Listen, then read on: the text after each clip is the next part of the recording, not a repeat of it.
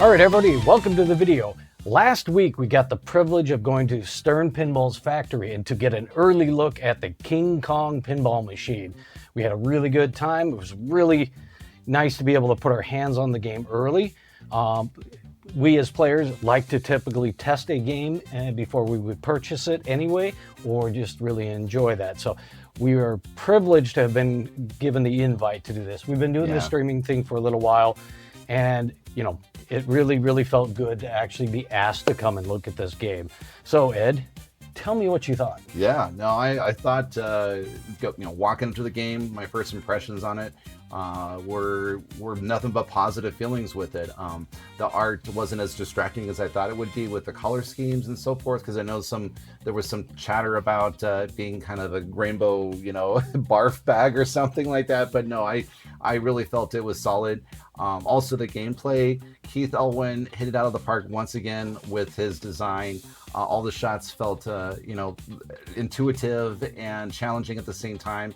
And the game code, felt complete. It felt like a solid game that was ready to ship right then and there. Yeah, it's some games of the past have come with pretty less baked code, and they of course take some time to develop that, sometimes up to a year. This one actually felt pretty good out of the box as far as game code, rules, modes, voices, and things like that. So really happy to see that they're going to be launching with a lot more well-baked code. Dungeons and Dragons had a reasonably well-baked code too, so I think they've taken some of the lessons to heart, some of the complaints that people have had, and actually spent more time up front to get some of the code ready to go so that the game is more fun to play. I agree with you that the artwork looks better in person than it did in some of the photos. I think some of the photos were a little oversaturated that were posted on the internet, and I think that led people to believe that it would be just kind of hard on their eyes to look at. They went with a custom theme for this. This is not based on any of the movies or any of that. So they were basically inventing a new mini universe inside the King Kong greater universe. So basically they went with all comic book, graphic novel style art, hence the comic book feel to the whole game. And that was carried throughout the back glass and the side art. So the playfield, the cabinet, and the back glass all look like they belong together. Some games in the past you've seen the back glass and the cabinet art are one thing and then the playfield's a little different. This was pretty coherent as far as the design theme. So it looked really good. Shot-wise, I agree with you.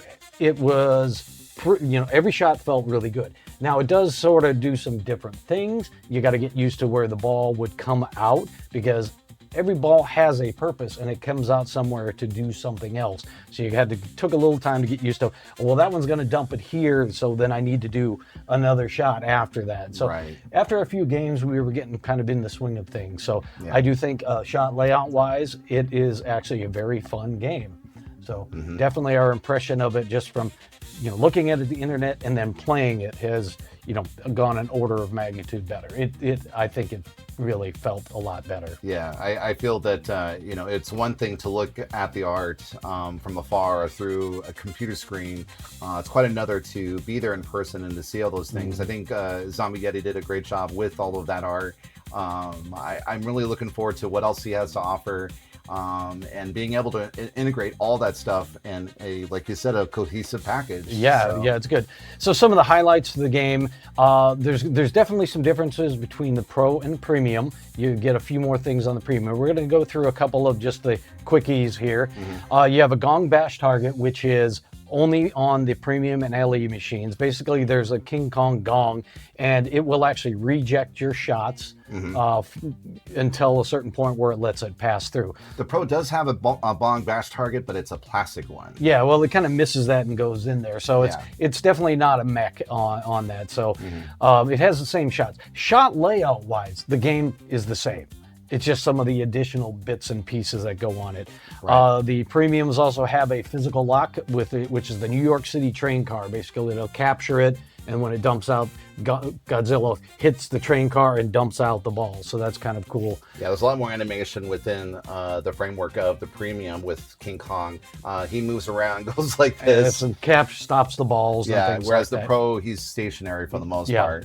So, there's the pit on Terror Island. It's guarded by a custom giant spider on the premium and LEs. Otherwise, the magnet is still there. It just doesn't have an additional thing to capture the ball.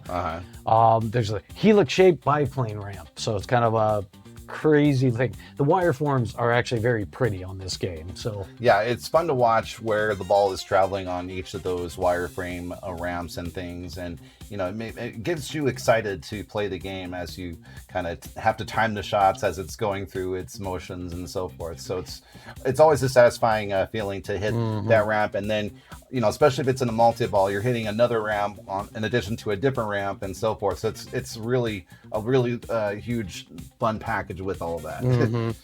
Yeah, it's like, so the biplane ramp on the premiums has a custom sculpted biplane toy. It also has a secret river ball path and a river log diverter. So basically there's some diverters in the game that will change where the ball comes out of after shots and stuff like that. Yeah. So some other high level things here. This is a 4 flipper game. It's got 3 regular size flippers and one of the smaller, shorter flippers on this. It's got the Secrets of the Lost Temple, 4 drop target bank. And hidden behind that, there is actually a stand-up target. So once you drop them, if you can hit that stand-up target, it gets you additional bonuses and other mechanics in the gameplay. It has the King Kong scoop and vertical up kicker. So basically, once you go through the gong shot, it goes into up kicker, kicks it into the wire forms, feeds it back to the flipper. And then Kong's punching the ball back. Punch back target. Yeah. Yeah. Like we mentioned before, with Kong being an animated feature with the premium and the limited edition, it definitely adds that extra layer of fun as a player with that. That being said, there's always sort of the wondering of how much is it slowing down the gameplay with the Pro versus the Premium. So we'll talk about that towards the end of the video after you get to see some of the gameplay. So yes. So far, first impressions were really good. So let's move on to some of the gameplay and let everybody out there see how the game plays. All right. Okay. Welcome to Stern Pinball's King Kong Myth of Terror Island. Yes. Here's some play demo for you. Enjoy. All right, here we go. Hey, welcome to the crew. Yay.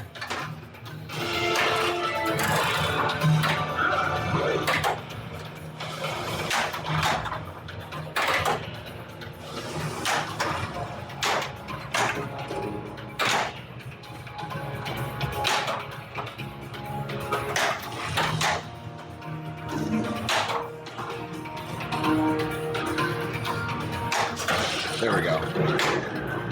Oh, it's so hard to get that shot.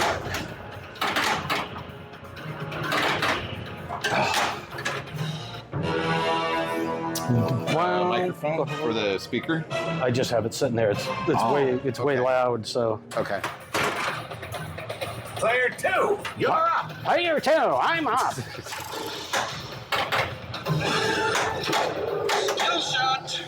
Okay, so there are a couple of skill shots in this game. Battle T-Rex. Oh, looks like the the gong actually rejected the ball. Yeah, this is the premium, so it's got the gong neck. There you go. The first time it rejects it, second time it lets it through. Oh, all right. And it's dangerous. Yeah. Just be forewarned. Go ahead and select your scene that you want to begin. Stegosaur encounter. Use the gas bomb. So I guess that's the action button if you want to use the gas bomb. Throw it now. There we go. Oh, I missed. Watch for its tail. Watch out.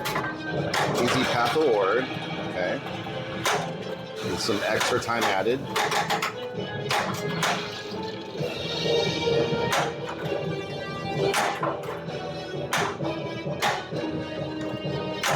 Oh, Yeah, I know.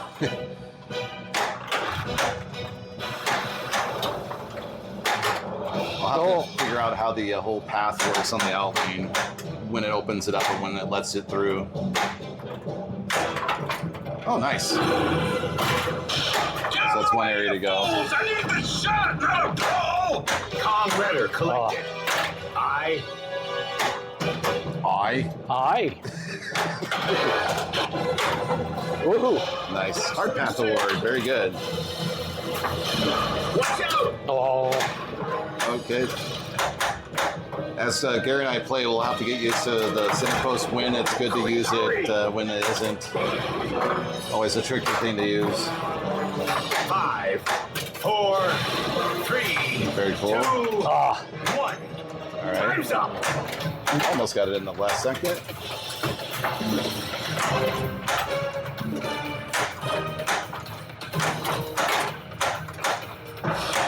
Clever girl. clever girl. Wow.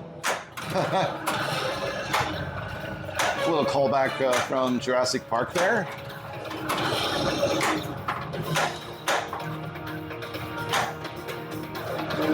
Relaying the shot.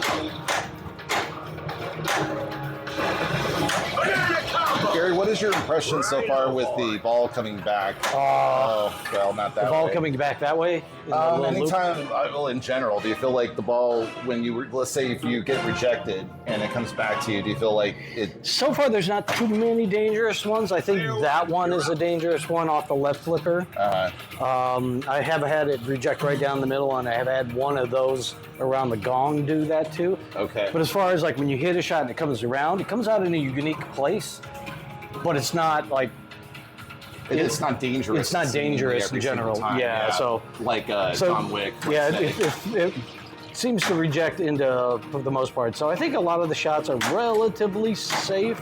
Yeah. In my opinion, relatively. it is a quick game. Yeah. Oh. Oh, Okay, got something out of nothing there. Okay. Oh, it's so hard to get it. timing on that upper ramp is it's tight, narrow ramp. Yeah. So Got it. Got that as well. A little bit of the later weight on that shot there. yeah, this feed down that knocks the ball back up the ramp is really reminiscent of that big center thing in Black Rose Oh, that goes yeah. down and knocks it onto a flipper. Oh, Oh. you're rejected by the gong. Yeah, Oh, it's so hard to not get. the gong is a risky shot Yes. on the premium edition. Very much The pros it just goes through, so Right. Okay, that's it's good much to know. safer on the pro. Yeah. But the gong initially will reject. Player 2, you're up. Yeah.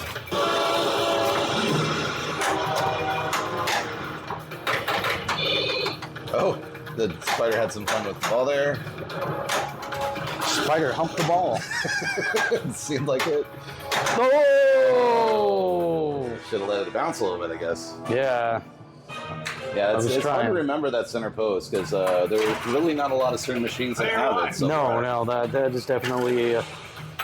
The best skill shot ever.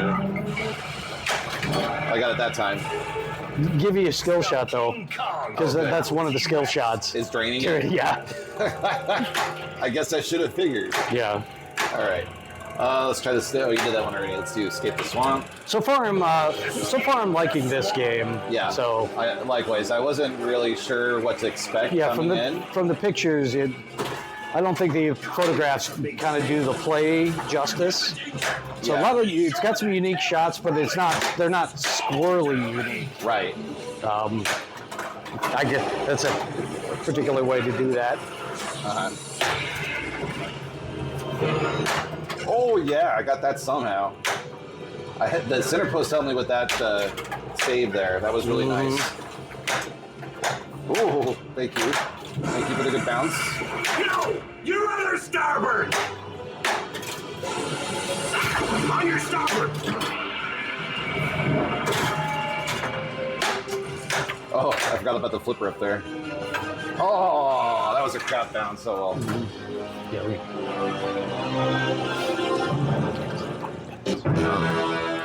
I thought we were gonna get it longer. That's interesting. yeah. Dun dun. All right, 63 million Player 2, you're for up. me. All right, can I do some more? Skill shot. Ah, that's one skill shot. Trying to get the skill shot to work. No, I'm just trying to do something that's safe. Pisang Raja.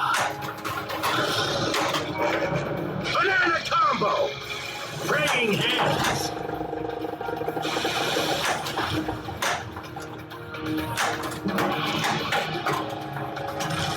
All right.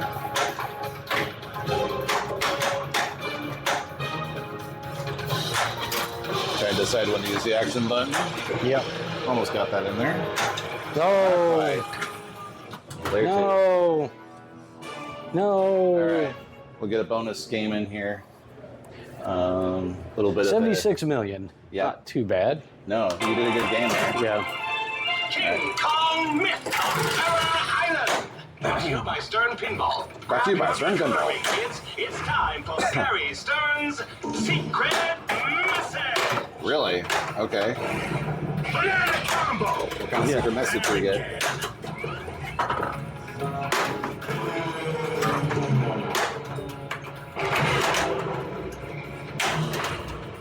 Let's try to get that gong So, shot. so that blue one, what that does is it raises the diverter over here. So that blue button Yeah. raises the diverter, so you can divert it to Wait, the upper where's the footer. diverter at? That block there, Oh. that's what it does, is it raises Clear it. So when two. this is blue, it's got that. Okay.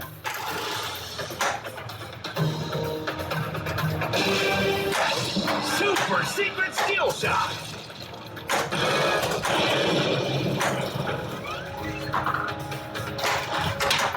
Nice. Spell King Kong. Battle T-Rex.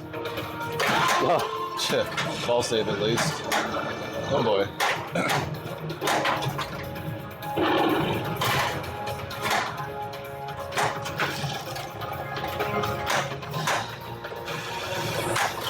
Nice.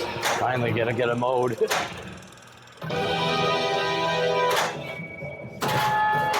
Move fast. Keep your distance and hit where it hurts.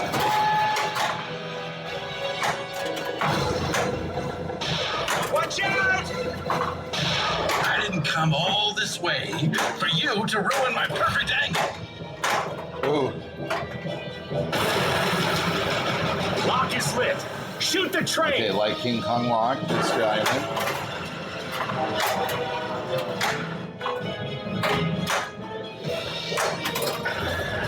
Two more for it. There's the lock. Ball Ball one. one locks. I'll try to get up there.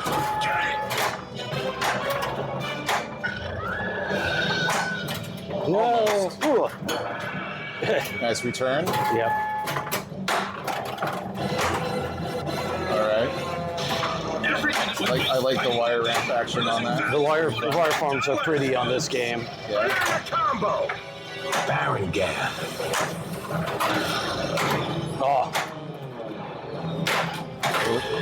Nice. Com letter collected. Hi. I.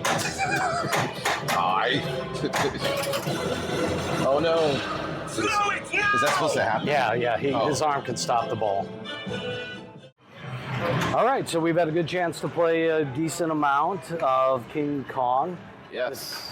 the Myth of Terror Island. Yeah. What do you think, Ed? I really enjoyed the challenge of the game, and I didn't feel overwhelmed with what was going on. I think that's kind of the major fear that I had is it going to play like X-Men? Is it going to play like John Wick? And I didn't feel that sense of, I guess, overwhelmment is a better word, Yeah. and everything. What I would like to do, obviously, is play the game more and more, just to kind of unlock things more and more. But that's a sign of a good game, I feel, is that it wants me to come back and play it more. Whereas when I played John Wick, let's say, I didn't want to come back again because it was just so difficult. John Wick felt like you were being punished in the game. This one, I think, shoots really well. I mean, everything seems to shoot pretty smooth.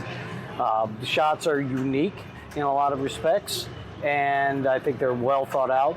They deliver in some weird places after the shot, but once you get used to that, you can actually do a good job of understanding the game. Now, getting into the rules, that'll be another story. We'll need more time on that to really get to know the rules, because it's obviously early code.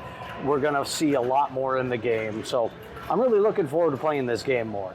Yeah, me too. As I mentioned before, I think anytime you step up to a pinball machine, you always have a first impression of it. And I felt first from what we saw on the first photos and the first video of things to coming here and playing it for the first time, it allowed me to kind of gather my thoughts and go, nah, this is a doable game. You can play this game and have a lot of fun. I think even beginners are going to have a lot of fun with the game and still feel accomplished in their goals. You're right. Yeah, I think, first impressions on when we looked at it on the internet were pretty good. I've now seen the art packages on it in person. It actually looks really good. The playfield looks really good. I think I prefer the pro artwork on the cabinet better than the premium. Unfortunately, I think it's like you might have to change back glasses out to get the combination of things that you would want on the game if you own it. Otherwise, I think it's a well-rounded game. I did notice on the premium, the gong is a dangerous shot when it's in the lock position. So be forewarned when you play a premium or an LE that could be a dangerous shot. Yeah, I was going to say, much like the dragon shot on Dungeons and Dragons, where you really got to think about where you want to place your shot so that it doesn't reject it either on the out lanes or in the middle. Down the middle, yeah, you kind of have to sort of do the same thing with the gong shot, I feel. And we still have to kind of figure out where's the safe spot in there, because it's there's not a lot of margin of error to get that shot to do what you want it to do. Yeah. So it'll be interesting to see how that plays out as we do more and more plays on this game. Yeah. But that's kind of it for that part. Now the modes, what are your thoughts on each of the modes that we've seen so far? The modes seem pretty good. I mean, we've only got to explore a fraction of what's in the game. So a few of the modes, they seem to be, they're well lit, obviously, so it tells you what to do. I'm going to have to reserve judgment until I play it a lot more. Right. So what I've seen so far of each of the modes, you can kind of gather, as per normal, what you're supposed to do with each of those modes. It has the descriptions and the instructions on the screen. It has the lit shots of where you're supposed to go. It colors the lights on certain spots and certain times, and getting our bearings as to when you hit a shot, like say on the out lane, going over where it comes back down and around again, and then knowing when to hit the diverter shot. Because I still kind of didn't know when to do that. Yeah, because the upper right flipper has an alternate path.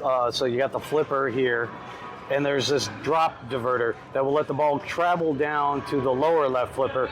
Or if it's lit blue, you can hit that, it'll block it and actually route it to the upper flipper. So remembering to do that will be another key, because especially if you want to do a shot off the upper left flipper. So yeah, I had a hard time with some of the shots that were going towards sort of the ramps and things, but then I got a few plays in as we were playing them more and more today, and I thought, no, actually you can kind of dial in, and it's not, for me anyway, as seasoned players, so to speak, it didn't feel that, that difficult. The upper left ramp is pretty steep, and it is fairly narrow, so you need to hit your shot well. Yeah. But if you don't hit your shot, it doesn't look like it drains really bad.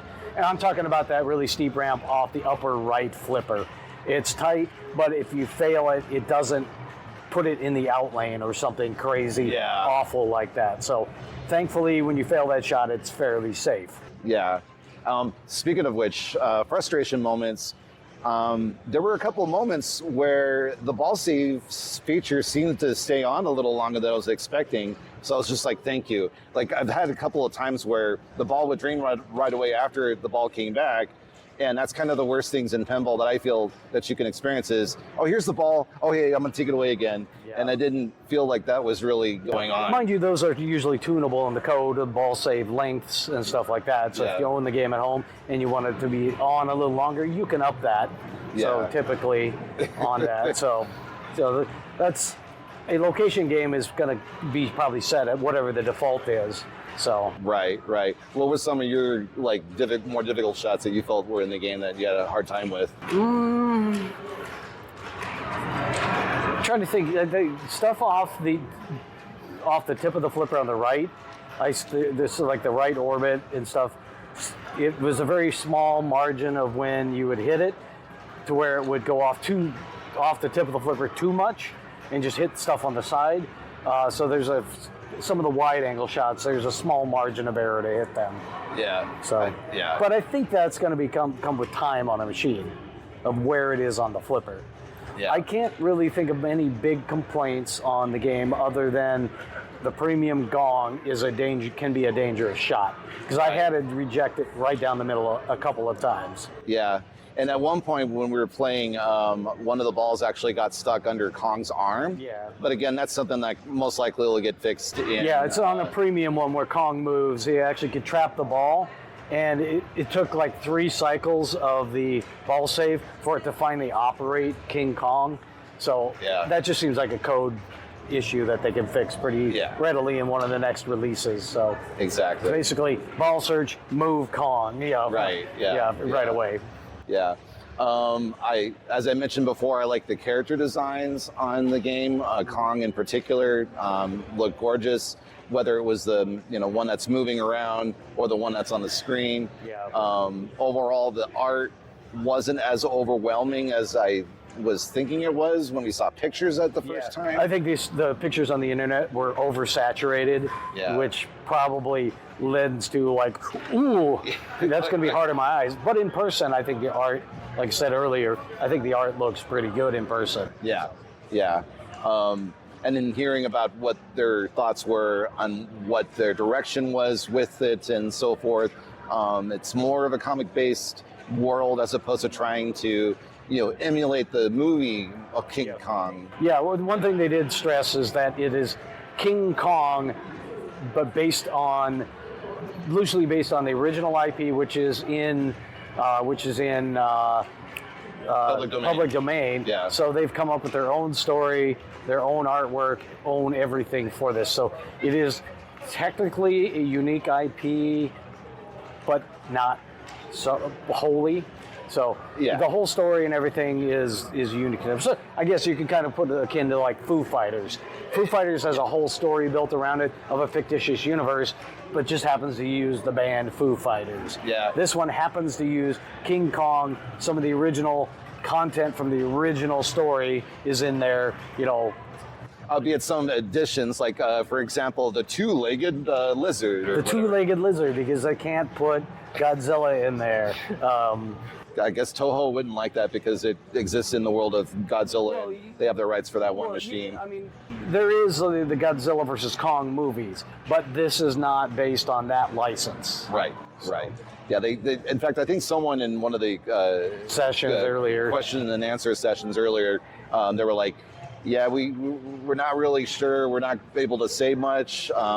I have a feeling they're thinking about doing a Godzilla versus Kong. I mean, it makes perfect sense. You think about it. You got Godzilla, one of the best-selling pinball machines of obviously all time. Right. Now you've got King Kong. Both of them are done by Keithelwin.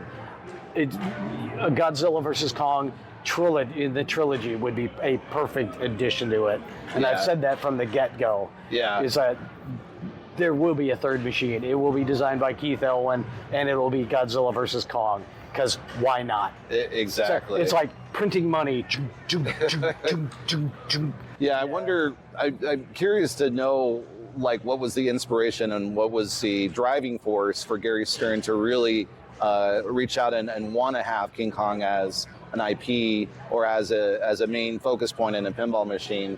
And do you think that's something to do with the monsters sort of things that we've got? Yeah, maybe, or just they were looking for IPs. We know from a couple of years ago, we saw a picture of Gary Stern in front of a big giant King Kong yelling back at King Kong. So it's been in his mind for a while. And that was at one of the licensing events. Basically, people with IP go to this event to try to drum up interest in licensing their IP, whether it's Godzilla, King Kong, Turtles, you name it. So maybe they thought that would be great. It's been a story that's been told over and over and over again throughout the years. Yeah. So it's definitely part of American pop culture, or just pop culture in general at this point. So I think that's another reason why they decided with that, is because of the fact that it is so deeply ingrained in pop culture. And it's kind of well known all over the world if you really think about it. It's very iconic. Yeah. So, I mean, it makes perfect sense that they made it into a pinball machine. Plus, there's history. The Data East, which Gary Stern used to work at, that became Sega, which then got bought by Stern Pinball. had a prototype of King Kong. In fact, the playfield artwork, especially in the lower portion, is inspired by that original prototype pin. Now, it's not in the same color palette, because if it was, it'd be all browns and yellows. But the design is there. So if you go look on the internet, you look up the classic Deities King Kong prototype, and you look at the artwork on the new one, you'll see the inspiration they drew from. Yeah, I think it's really cool that they decided to pay homage to all of that, because in a sense it was part of Stern's history in a lot of ways, because like you mentioned, Data East was, they were able to get all the assets and kind of help create a new starting point for Stern Pinball itself. So I have a feeling we're going to see a lot more awesome things to come, regardless of whatever they decide to run with, Yeah. I have to wonder how many other public domain items are coming that they might be interested in doing, I don't know. I guess the nice thing is then they aren't hamstrung by a licensor's demands or limitations, like no guns for John Wick, even though the movie is heavily gun-based. That's a good point. So you think about it when you got a licensor and the licensee, and the licensor says, no, we don't really want that. We don't want to push that aspect of it. You can't do much about it because you're subject to their approval. Yeah. But something public domain or original, that you can do whatever you want with, and that's what they've done with this machine. Yeah, that's what makes it really exciting. I mean, they could have made it like King Kong in outer space and had like a whole, like he's wearing like a helmet, he's floating around or whatever. Kong's in space. Oh my God, that would have been wild. Yeah. Oh man. Yeah. I think also seeing this on the same breath and kind of embracing the art style, I'm kind of wondering where does Stern go next? Because eventually they may want to do something different from, Zombie Yeti's art in the comic book world. What are your thoughts on that? I think they're going to still play with that quite a bit. First of all, Zombie Yeti is a Stern employee. Plus now he's like art director or something like that, like head of all the art department. So you're saying he's going to stick around a while? I think he's going to stick around a while. A lot of people like his comic art. I mean, I have heard rumblings from the community and stuff that people are kind of burnt out on the comic book art style. But I think that's going to be very dependent on what IP they choose to do for their games. Yeah. Like Jaws doesn't have comic book art because that's not really in theme of Jaws. Exactly. I was going to say it's more focused on the movie itself, so you can't really. I mean, you could, but I guess the idea would have turned off a lot of people. Right. Yeah. I think that's the point. Is they really want to. They have to appease the license owners, and Jaws looks like it came from the movie. Yeah. Whereas some of these other ones, obviously, anything roughly comic book based, whether it's superheroes or whatnot, lends itself to comic book based artwork in general. I think is what it comes down to. Yeah. But I don't know what they're licensing next after King Kong. Without looking at that list of rumored pins and so forth, that is the biggest question in everyone's mind is it going to be another music pin? Is it going to be sci-fi based? Is it going to be fantasy based? I mean, you can only grab from so many branches on one tree that these are trees that we know are going to make money because they're money trees, right? Money. So that's what I want to kind of see. That's what's going to get me excited is, what is the answer to Dune, let's say, from Pinball Brothers? Is Stern going to try to do a muted color palette to try to engage that audience and that kind of thing? I mean, yeah, I don't know. That's one thing we've seen with the Barrels of Fun. They are very good at theming their color palette and their styling to the IP. Now, mind you, they've only got 2 IPs. Both of them kind of live in a tan and brownish world. Yeah. So we'll see what else. Like if they did Fifth Element, there's a whole world of stuff you could have done with Fifth Element, different art palette color-wise. Right. I mean, Dune looks like on theme, but it might be a bit too tan. So I doubt they go that far. That's kind of my thought too. It's like, what is the audience that you want to bring this to, I don't want to say cater to, because that makes it like it's some sort of, like bringing them down or anything like that. But what is it that's going to excite the pinball audience? And I think maybe it's just a combination of everything, whether it's new mechs and refreshing art. Yeah, well, I'm going to go back a little bit to one of my past lives where I dealt with a lot of magazine and media people. You've got to have something that does reach out and grab the viewer. Whether it's magazine, it's like, what's on the cover? Does that? And this is going to show my age here. What's going to get them to grab it off the newsstand shelf? What does the color of the thing? Does it have, was it yellow, red, yeah, like for car stuff. Yeah. It was yellow, red, or orange. Right. Were the big cover colors. If you wanted to be on the cover, it needed to grab people. Pinball is a bit that way, especially when you're considering location play. Somebody's going to be walking past a row of pinball machines. What's going to make them stop and put a bucket? Yeah. And it's got to kind of jump out at it. And if you put a bright colored machine next to a muted color machine, the people don't really have any sentimental attachment to either IP, they're going to get what grabs their attention. Now, home buyers are a different market. They want it to look the way they want it. They want it to look pretty. But and it has to have some nostalgia vibes with it as well. Usually nostalgia, or if you're just a huge pinball person and has a healthy budget to be buying machines all the time, they would just want the latest one. Yeah. But as far as like a collector of pinball, you want the IP to be a little more personal to you. Did you like Futurama? Did you like Simpsons? Did you like Fifth Element? Did you like it pulls you in. I mean, and how many are you out there that like it? Yeah. Yeah, you got to have a lot of people that like that IP in order to invest the money and time to develop a pinball machine based around it. Well, a game of any sort, whether it's a video game, pinball machine, the IP does need to connect with people. Yes, actually, that's a good point to make. Bridging the gap between the retro crowd or the video game crowd and trying to bring them over to playing pinball, I think that's probably the biggest challenge that we're still facing even now at 2025, right? Yeah, there's several layers to that, because trying to reach out to a retro game player, pinball machines cost a lot more money.